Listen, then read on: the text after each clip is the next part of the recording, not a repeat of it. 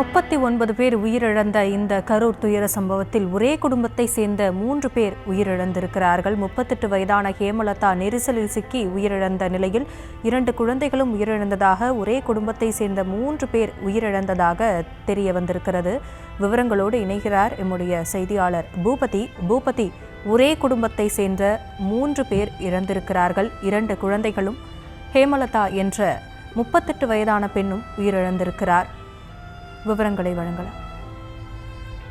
வணக்கம் ஆசினி. அதாவது கரூர் மாவட்டத்தில் நேற்றைய தினம் விஜய் அவர்கள் பரப்புரை செய்த நிலையில் அவர் பேசிக் கொண்டிருக்கும் பொழுது அந்த நெரிசல் காரணமாக 39 பேர் இறந்துள்ளனர். இதில் குறிப்பாக நாம் கூற வேண்டும் என்றால், அதாவது கரூர் பகுதியில் இருக்கக்கூடிய ஒரே குடும்பத்தைச் சேர்ந்த 3 பேர், அதாவது விஸ்வநாதபுரி பகுதியில் சேர்ந்த மூன்று பேர் அவர்கள் ஒரே குடும்பத்தைச் சேர்ந்தவர். குறிப்பாக தாய் மற்றும் மகன், மகள் ஆகிய 3 பேர் இறந்துள்ளனர். இந்த சம்பவம் அந்த குடும்பத்தில் மட்டும் இல்லாமல் அப்பகுதியிலே பெரும் சோகத்தை ஏற்படுத்தியுள்ளது. தற்பொழுது உள்ள சூழ்நிலையில் கரூர் அரசு மருத்துவக் கல்லூரி மருத்துவமனையில் உடற்கூறாய்வு செய்யப்பட்டு தற்பொழுது 5 முக்கு ரோடு அப்படின்ற இருக்கக்கூடிய அந்த மின்மயானத்திற்கு அவர்களது அந்த 3 பேரின் உடல்கள் இங்கு கொண்டு வரப்பட்டுள்ளது. குறிப்பாக அந்த சிறுவன், அதாவது சாய் ஜீவா அப்படின்ற அந்த 4 வயது சிறுவனை மட்டும் அருகில் உள்ள இடுகாட்டில் தகனம் செய்ய உள்ளனர்.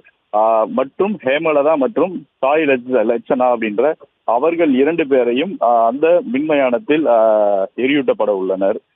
குறிப்பாக இந்த இடத்தை நாம் தற்பொழுது பார்க்கும் பொழுது மிகுந்த ஒரு மன அழுத்தத்தை ஏற்படுத்தும் நிலையிலாக காணப்படுகிறது. அதாவது எங்கு பார்த்தாலும் அனைவரும் அழுதபடியே, ஒருவரை ஒருவர் தழுவியபடியே மிகுந்த ஒரு சோகமான சூழலே தற்பொழுது நிகழ்ந்து வருகிறது. குறிப்பாக இந்த பகுதியை பொறுத்தவரை இவர்கள் விஜயை மட்டும் பார்த்தால் போதும் என்ற நோக்கத்தோடு காலையிலேயே இவர்கள் சென்றதாக கூறப்படுகிறது.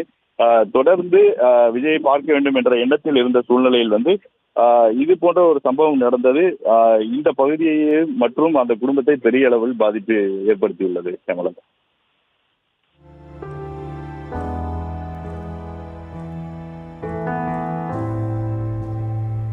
தற்போதைய விவரங்களுக்கு நன்றி பூபதி.